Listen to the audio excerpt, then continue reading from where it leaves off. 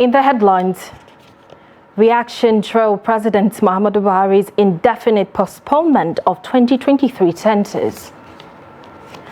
Socio-Economic Rights and Accountability Project (SERAP) sues INEC over failure to probe governors and deputies on electoral violence.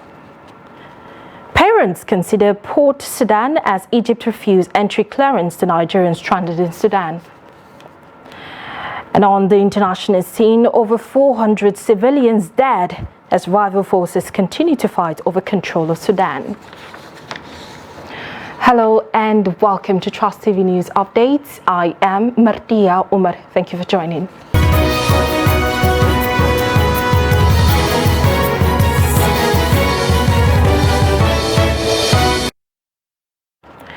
Now the news in detail.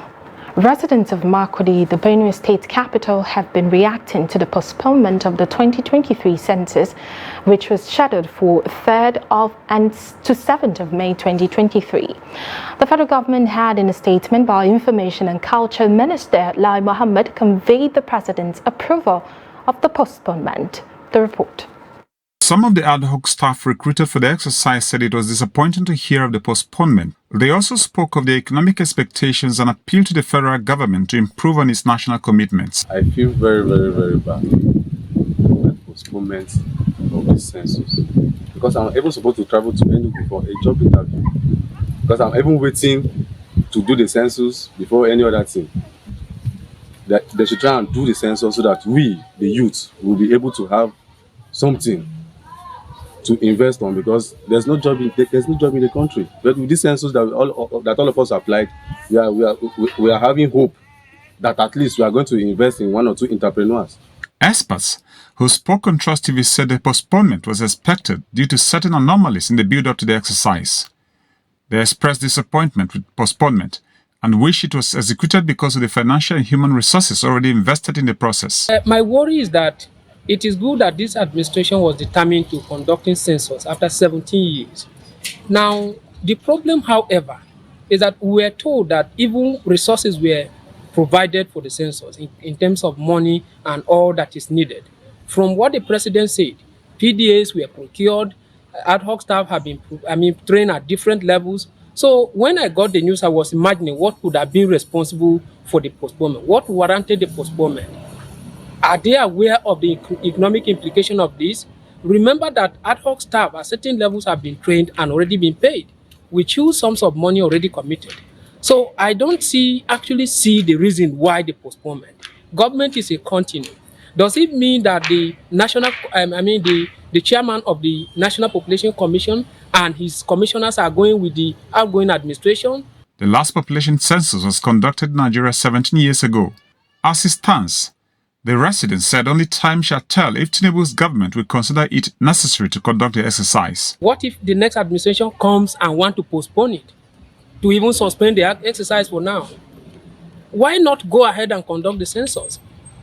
He has the powers till May 29th. Census was to be conducted and concluded around May 7th. So this should have been done. So what if the incoming administration comes on board and decides to suspend the whole exercise? Before the postponement, there were calls from stakeholders like Governor Samuel Otom of Benue State, who called for cancellation, citing the displacement of millions of Nigerians from their ancestral homes as Also, mixed reactions have trailed the non-availability of the new Naira notes in circulation, as many people were accused of hoarding them ahead of the December 31st, 2023 deadline by the central bank, when the old notes will phase out. Some traders in Bauchi State decried the situation and called on the relevant authority to take necessary action to make them available. Trust TV's Adamu Imam completes the report. Traders and small business operators in Azare town are unhappy with the scarcity of new Naira notes in circulation. This, they say, may likely cause another cash crunch when the old notes are finally phased out. They blame large-scale marketers for holding the currency. I am sure that people hide the new Naira notes. The big businessmen are usually holding the new Naira notes because even price of animals in that market differs according to the currency you have. The price of animals paid for with the new notes is higher, while the ones bought with old notes is lesser. The new Naira notes are still in circulation, but in the hands of few individuals. That is why the notes are scarce. Also local, especially Fulani herders, usually come during weekly market days with the notes, but when they close from the cattle market, they go back with the new and old notes. However, when they return, they hide those new ones and come back with the old notes for transaction as a result of December deadline. Actually, when court give order that they will still using old money, and I believe as the Supreme Court already give order until 31st December, although now individually know whether I think when the time came there must be another injunction of court, because if not, the money will be the other problem we faced before, this one will be more than that. Thank you. Some business operators and bank customers expressed concern over the matter, explaining that the problem has a multiplier effect that needs to be tackled as soon as possible. Because a lot of bankers are relying or are considering those that have much money in their account. So they are the ones that used to get the money from the bankers. But people that are rendering a little bit business or small scale business are not be able to have direct source or direct money from the bank unless when they come to us. And we that are operating business, the POS businesses, we are getting the new note, but not in much quantity. New ones, because new ones have not been available, especially since they say that they will continue with the old Naira notes. We have not been seeing the new Naira notes anymore. The new Naira notes, just like it vanished. Because even in the market, if you go now, you cannot find new Naira notes, just old Naira notes that you see in the market. And most of the times, if you go to these POS vendors, they normally give.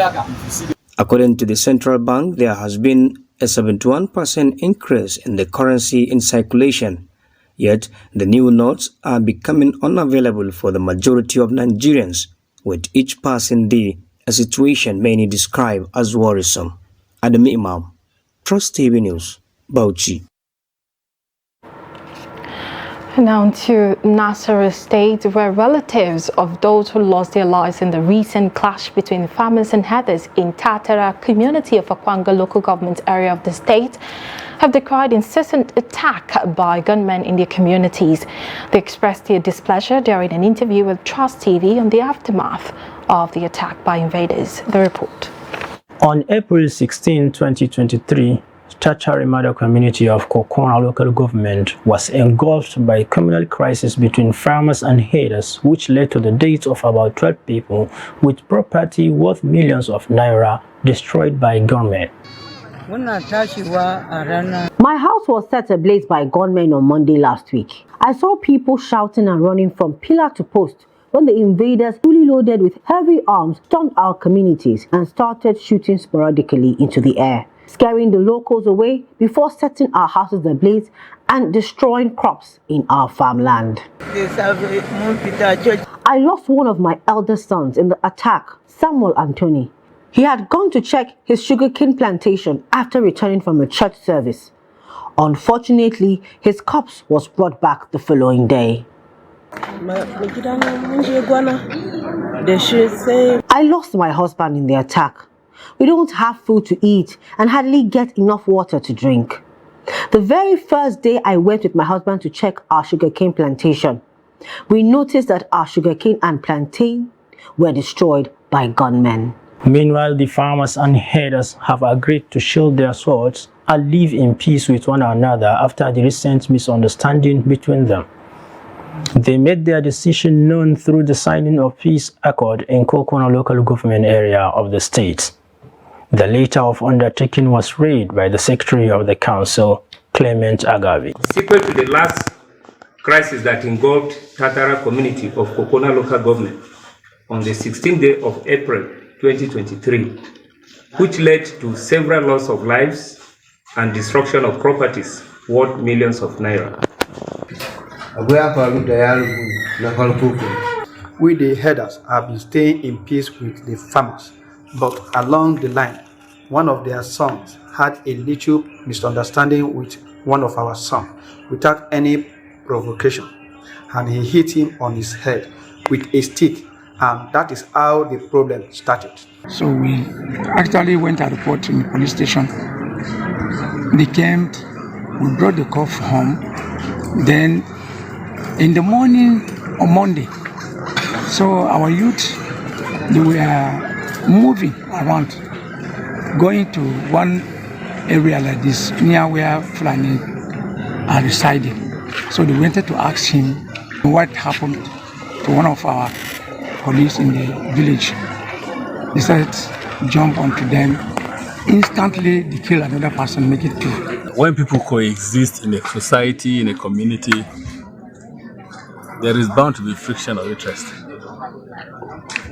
But this one that happened was highly unexpected and highly uncalled for. Meanwhile, Garakuwe's primary Angola loco is to serve as temporary shelter to persons displaced by the invaders' attack on Tatara community in a Congo local government area of Nasarawa State. However, the facility hardly provides the required soko sought by the IDPs, as they complain of sleeping in the open at night with no roof over their heads. Trust TV observed that the classroom doors are locked, denying the IDPs access to the supposed abode. Really sad story there. And moving on to Anambra State, buildings honoring criminals in Uli community in Ihiala local government area of Anambra State have been marked for demolition.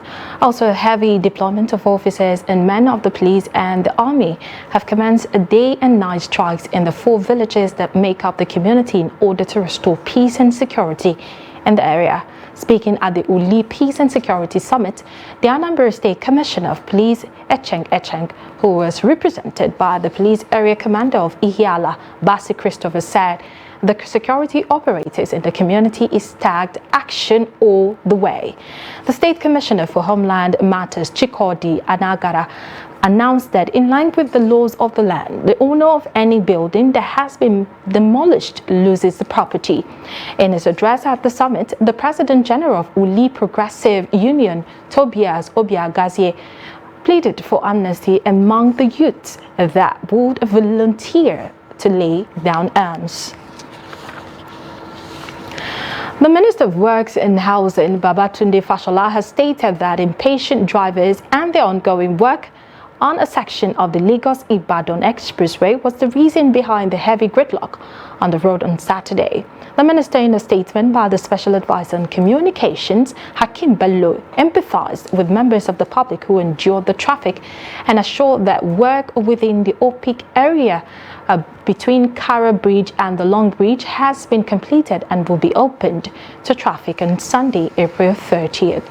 The minister also explained that the contractors are also being encouraged to ensure that the final challenging phase of the Lagos-Ibadan Express reconstruction work are concluded as soon as possible, while noting that earlier envisaged April 30 date for conclusion of the final stretch could not be achieved due to the combination of factors. He said the main carriageway, both bounds from Bega New Carriage and Shagamu interchange on section 1 of the project, has been completed. All attention, according to the minister, would now be focused on the outstanding work between Otedola Bridge and Bega. Social Economic Rights and Accountability Project SERAP has filed a lawsuit against the Independent National Electoral Commission (INEC) over alleged failure to investigate allegations of electoral violence and other electoral offences, including bribery against some state governors and their deputies during the 2023 elections. According to reports, the recently concluded presidential and National Assembly elections and governorship elections in some states witnessed a widespread report of voter suppression, voter intimidation, and the destruction of theft of electoral materials by political party agents and thugs across the 6 geopolitical zones. In the suit filed last Friday at the Federal High Court of Abuja, SERAP is asking the court for an order of mandamus compelling INEC to seek the appointment of independent counsel to investigate allegations of electoral offences against state governors and their deputies during the 2023 elections. The presidential candidate of the New Nigeria's People's Party (NNPP) and the leader of the Kwankwasia political camp, Rabiu Musa Kwankwaso, has said that the incoming government in Kano State will determine the coming back of the dethroned emir of Kano, Sanusi Lamido Sanusi II.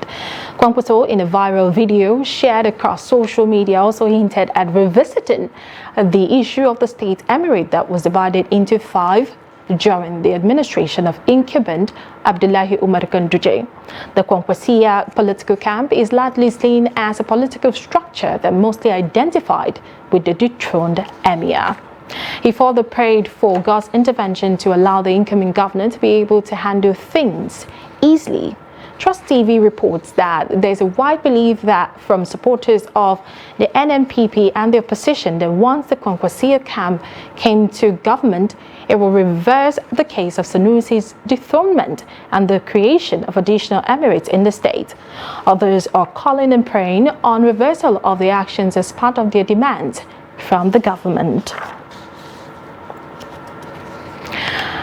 Governor Hope Uzodinma has urged 1,000 successful pilgrims from Imo State heading for Jordan and Israel for pilgrimage to be good ambassadors of the state and also make the state the ultimate beneficiary of the trip. The governor gave the charge when he flagged off the ceremony for the first batch of 300 pilgrims who departed to the Holy Land. In a statement signed by the Chief Press Secretary to the governor, Oguwike Nwachukwu, the governor said even though the trip affords the pilgrims the opportunity to pray for themselves and their families, they should make it a point of duty to pray fervently for Imo State. The governor thanked God for the privilege to send the number of pilgrims to the Holy Land of Israel from Imo State. He pleaded with them to come back as a team the way they departed in order not to tarnish the image of Nigeria. You're watching Trust TV News Update. Coming up shortly, we'll take a look at how youths engage in age-long craft of tie and dye. Details of this report and more after the break. To stay with us.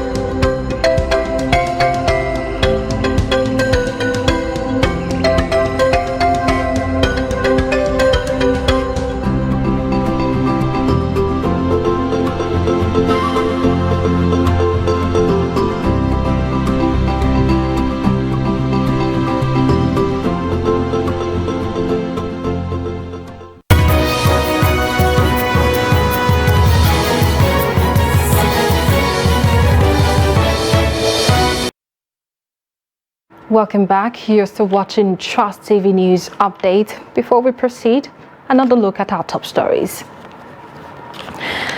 We told you earlier that reactions trail President Muhammadu Buhari indefinite postponement of 2023 census. And the Social Economic Rights and Accountability Project, SERAP, sues INEC over failure to probe governors and deputies on electoral violence. And moving on to more stories, Pioneer Director General of the National Broadcasting Commission, NBC, Professor Tom Adaba, has paid tribute to renowned Nigerian journalist, author, and publisher Peter Enahoro.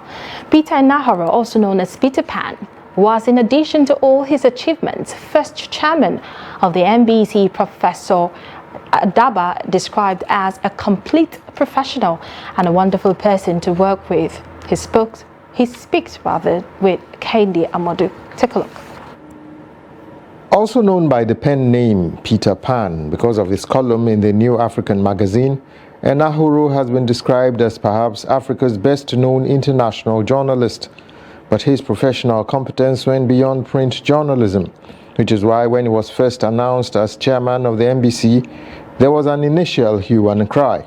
The first thing that was an issue then was, how come?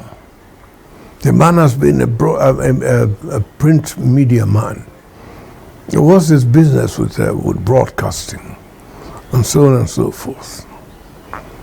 Not knowing that for the length of time that this man was on self-exile in Europe, he was running a radio station in Radio Deutsche Welle in Germany. He was also doing some television stints.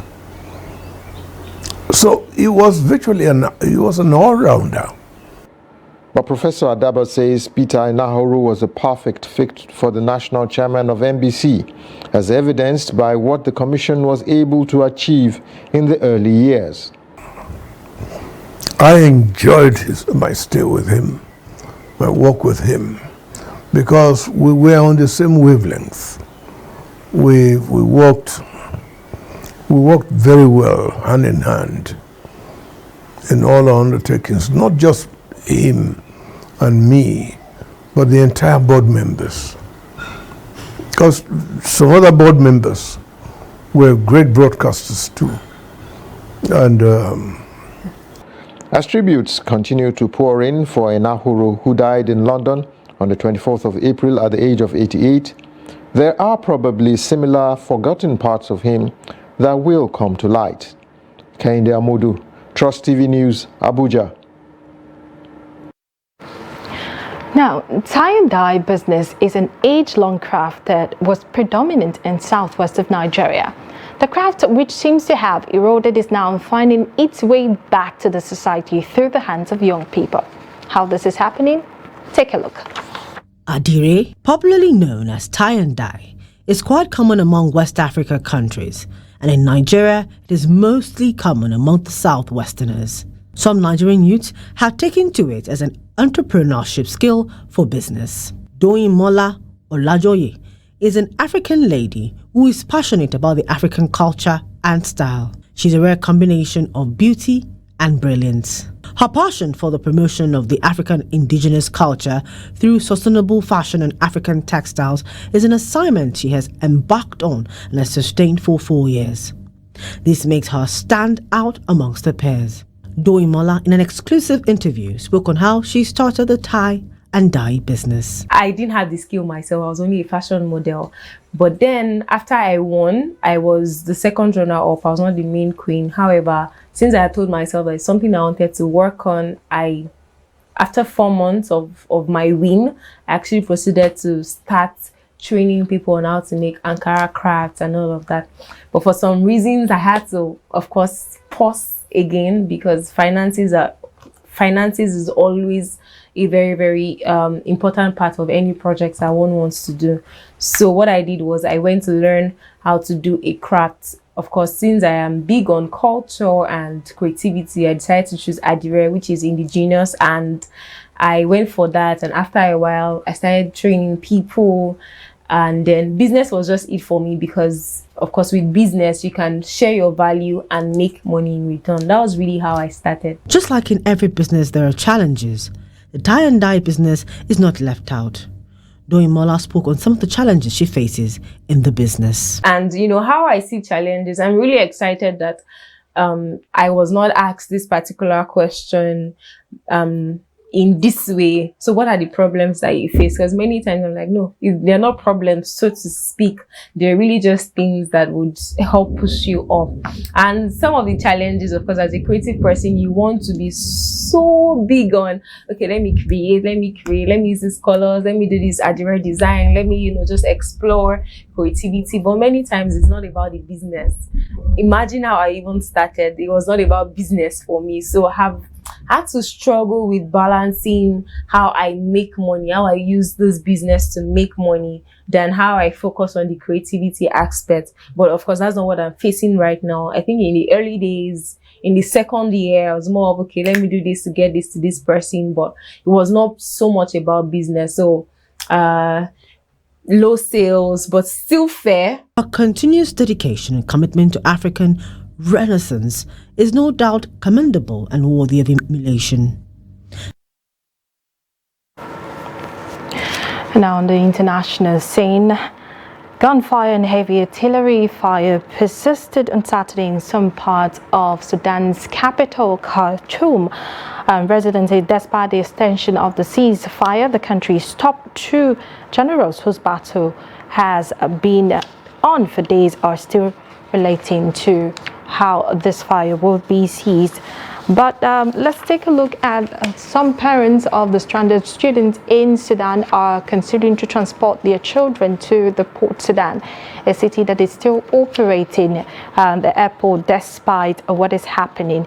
And on the part of the students who were confident that the fund meant to finance the journey was released, have accused officials of the Nigerian embassy in Khartoum of not doing the needful and facilitating necessary documents required in such a boundary crossing.